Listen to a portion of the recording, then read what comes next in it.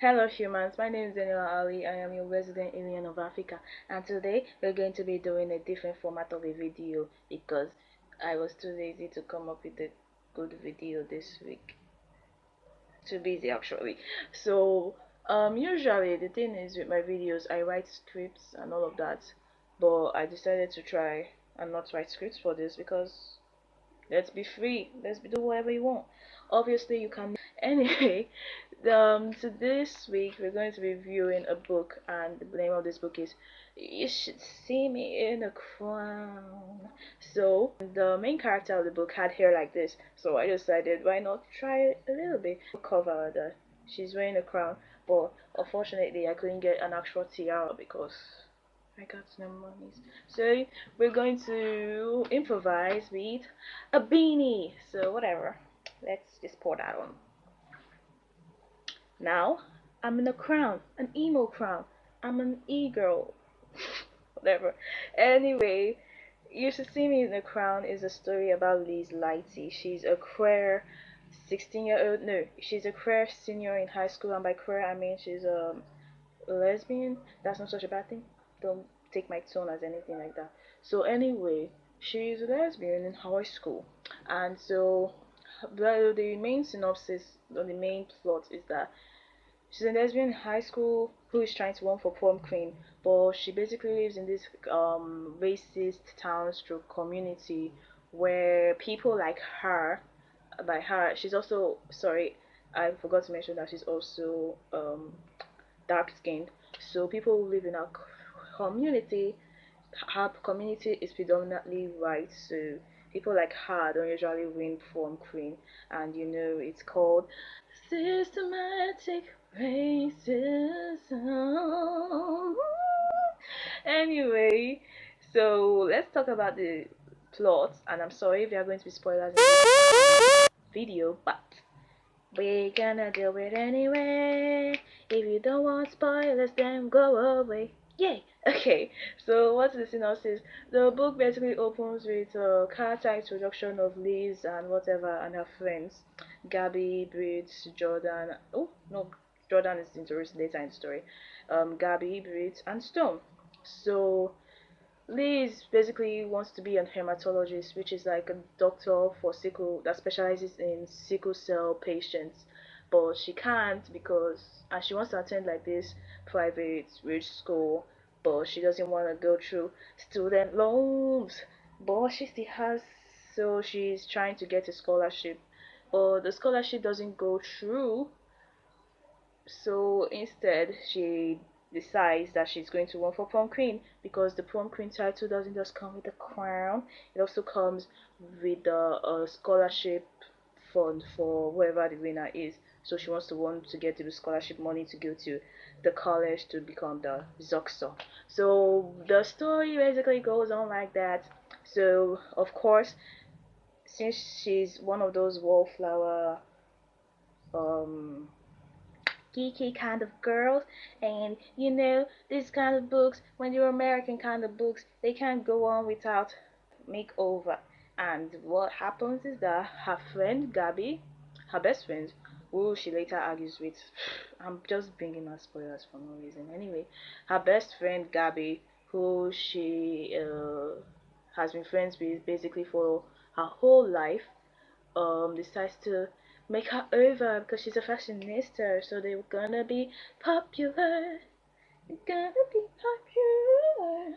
I teach you the proper poise when you talk to boys. New ways to find a plus. Woo! Oh God, I've watched so much Glee. Anyway, we're talking about Gabby, right? So she's trying to make Liz become the typical high school popular girl. I will. Anyway, so in the ring, so of course they start campaigning. They have to do a bunch of volunteer events and all of that stuff. And so what happens next? I'm leaving out a lot in the plot too, so just to reduce the amount of spoilers, I guess. But I'm leaving out a lot to also make this video shorter. Anyway, so they have to do a bunch of stuff like that, and I guess she how one of her for the prom queen whatever, because there are about 24 of them running, so they have to be divided or like go towards force, something like that. So they have to do a bunch of volunteer stuff for the prom stuff and whatever. Anyway, so during this volunteer stuff, they are paired up alongside the guys, and Liz is paired up with Jordan for most of the volunteer stuff. And if you don't know who Jordan is, Jordan was her best friend. Was her childhood male best friend. He's also dark skinned, but the thing about his dark skin is that he's actually rich. Liz isn't. I believe in the book his father is an NFL player, which is like the football league player in the United States of America. Anyway, so Liz and Josan have to be together for this volunteer stuff. And the thing is that they haven't talked in a very long time because Jordan basically became popular in their freshman year or something like that. And she didn't want to change, and whatever. They had a falling out, and since then they haven't been friends. So Liz and Jordan try as much as possible to help each other out with their campaign. I love during this volunteer stuff also Liz meets Amanda. Now Amanda is a girlfriend, and so wait, that's so Liz meets Amanda, and of course they like the same band, stuff like that, and they start dating. They have a cool relationship, but the thing about their prom is like they can't go together as dates because they are lesbians. Not saying anything's wrong with that. Once again, please don't come in my comments in your shorts, okay? So anyway, Hello everyone. This is Anything Any. I just wanted to point out that I forgot to mention that Amanda and Lizzie's relationship is one of the best written relationships I've ever seen in a YA novel. Not that YA is a bad genre or something, but better, way better than any other relationship I've seen, and that's whether queer or not. It's just really well written. And I'm looking at you, Bella and Edward from Twilight, but whatever. I'm not gonna say nothing, but it's just well written, and I like it. Okay, queer or not. So back to so the of normal course in these videos. stories there's always going to be the bitchy white girl antagonist who is also partly racist. And in this case her name is Rachel. Rachel is basically just a Karen. She's also running for prom queen, but of course, and she's just the like basic mean girl, popular girl, whatever. So what else? So later in the story, Seth, Rachel actually sabotages Liz. Liz hasn't officially come out to the world. Only her friends and her grandparents know because Liz is also an orphan. Forgot to mention that because both of her parents died from sickle cell. Anyway, only her parents and her grandparents are aware that. I think only her grandparents or her friends are aware that she is queer, but the rest of the world doesn't know. So Rachel somehow finds out and announces it to the world in the rainbow poster, whatever, with her signature crown logo on it and stuff like that. And so Liz almost gets kicked out of the race for it, but she doesn't. And we're just gonna skip over a bunch of other stuff. And basically, Liz wins the prom queen title. It ends with her kissing Amanda at prom. Jordan wins prom king, and they all live happy ever after at the end. So why did I like this book? Um, the book was good. It was good, but then there are some parts that were cringy.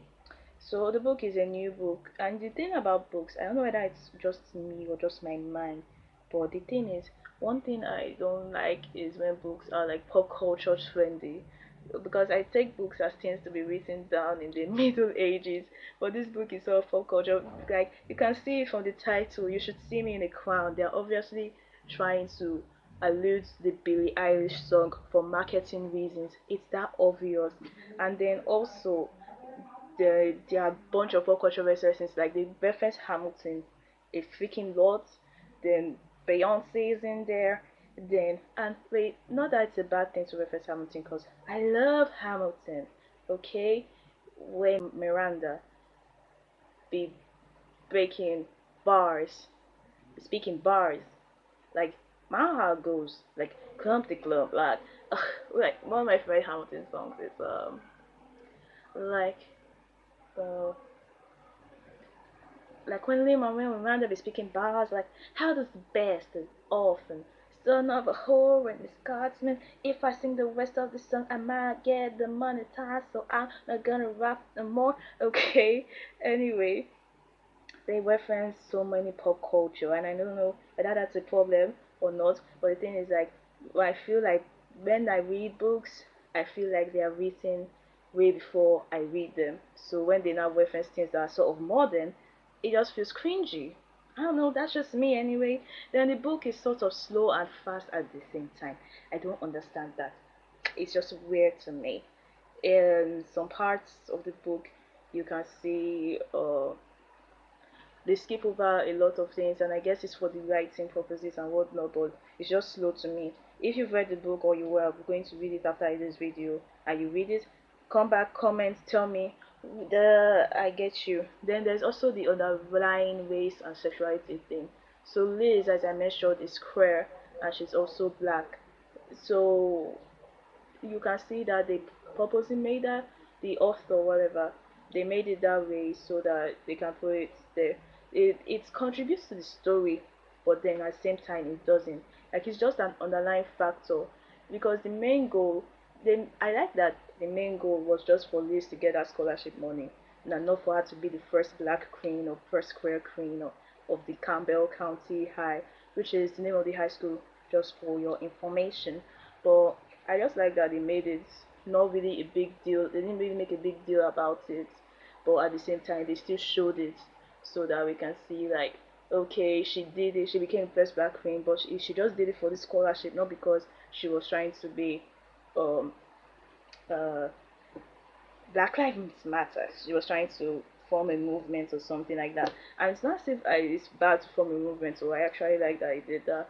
But I just like that they didn't make the book all about race. They made it about a young girl who is trying to get a scholarship to better her life and her future and achieve her mother's dreams of becoming a hermatologist.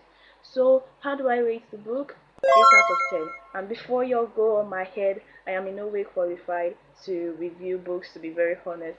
I am not an English professor, English student. I'm not even studying English in the uni right now. But I just like books and I like analyzing them. So, whatever.